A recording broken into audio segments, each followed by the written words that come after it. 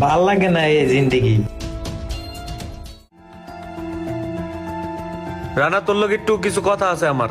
আমার লগে কথা? আমার লগে তারা কি কথা কবি? দেখ ভাই, টাকা পয়সা ছাড়া যে কোনো কথা কবি আমি শুনবো, ক।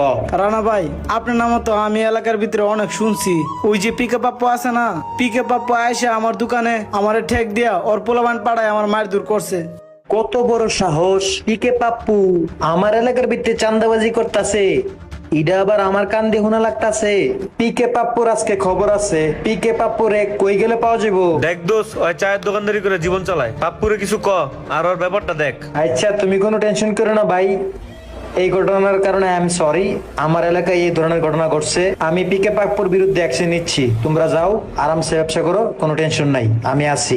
আসসালামু আলাইকুম ভাই, ভালো থাকবেন। আচ্ছা, ঠিক আছে, ভালো থাক। অনেক বড় একটা পেঁচ খেয়ে গেল গা, এখন কোন দিকটা খেলমু এই চিন্তা করতেছি।